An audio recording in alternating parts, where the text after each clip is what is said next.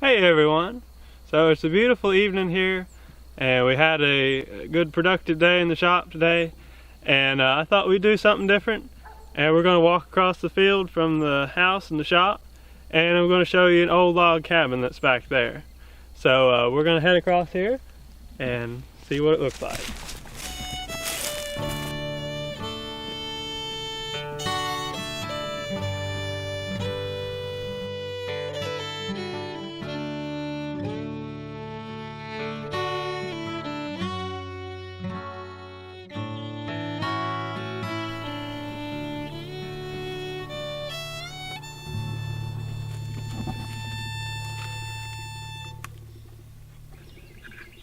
These are some really big logs here. I can't really tell what kind they are from the outside. We'll have to check that out when we go inside. But it's amazing how big, it's goodly size to pick that up there. So all this, you can tell, was done by hand. All the hewing part. It looks like they did have some crosscut. They did use crosscut saws on the ends to get the notches, but all this part was done with the hewing axe. So that was a lot of work. So you can see how this is cut at an angle, and then this was cut at an angle. So each piece was fit as they were going up. They were cutting each piece to fit the next one. There are tighter cabins out there, but that's a pretty tight cabin for doing it all by hand like that. So this cabin was built about 1875, and a lot of times at that point they were already using sawmill cut lumber, and they weren't building cabins as much as they were in the 40s and 50s in that time period. But I guess out here they either didn't have a sawmill here yet, or couldn't afford to use it, or whatever, but they did it the old-fashioned way, and it's pretty impressive. So that house over there, that farmhouse, was actually started off of this cabin. So they built this first, and then they added on to it, and they added on to it again, and they ended up just pulling this cabin off here to the side and just kept adding on to the house. And it's a pretty good sized house now. But this is how it all got started. So this is where the chimney was, and apparently, from what I've been told, the chimney was made out of just field rocks and mud. They just used mud for the mortar. It's obviously not here now, especially after they moved the cabin.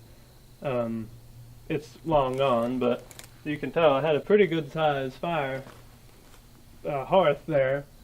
And then I guess the chimney went up from there.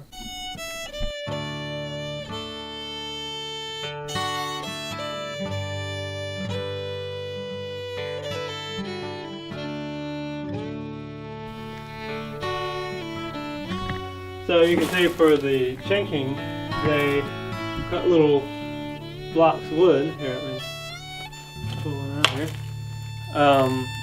They cut each little block of wood at a little angle like that, and then one just kind of fits into the next one, and then it looks like they use actual mortar here, but probably originally they used mud, and then filled that in. And it looks like they whitewashed or possibly some kind of painted the inside, because it's all white in here. So you can see pretty clearly the axe marks on the wood in here. I'm thinking this is poplar, most of it. I think there might be some oak, but it's mostly poplar, which makes sense, because that would poplar trees would be a lot easier to work with than a lot of wood. So that's a pretty good sized beam to think about moving though by hand. So but that's pretty neat. So the dimensions on this thing is 15 feet wide and about 18 feet long. So, and then they also had kind of a loft up there. I'm thinking, they didn't have the tin roof at that point, so it was probably a wood shingle roof. And it looks like they added on some siding to it later, some wood siding. so that probably wasn't there originally. But it's kind of humbling to think that, you know, they built this and they made it work. You know, it's not very big, and living in that would be pretty, I'm sure it was very cozy, you know, and they had it all chinked up and everything, but it's amazing what people used to do with what they had. You know, now we think we got to have all this fancy stuff and all this, you know, really nice place, and it's all very nice. But the people back years ago, they did a whole lot with what we would consider not much. So it's kind of humbling to see where you came from and see what all these people were able to get done. It's pretty cool.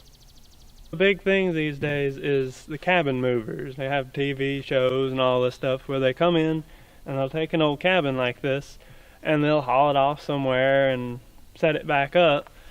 But when you do that, you kind of lose the local history of, you know, the local people know where the cabin came from. It's like this cabin, my great aunt Bona married Oscar Davis, who grew up in this cabin. His daddy built it. And you know, the people around here know that, but when you tear it down and haul it off somewhere, nobody really knows where it came from, and I think that's kind of sad. So I like seeing cabins out in the country where they were originally put, you know, and it's kind of neat to think of all the good memories that were made, and it's kind of a part of the history of the land. So little cabins like this, whenever you see one, if you can get permission to go look at it or whatever, you should just stop and get out and look at them and enjoy them.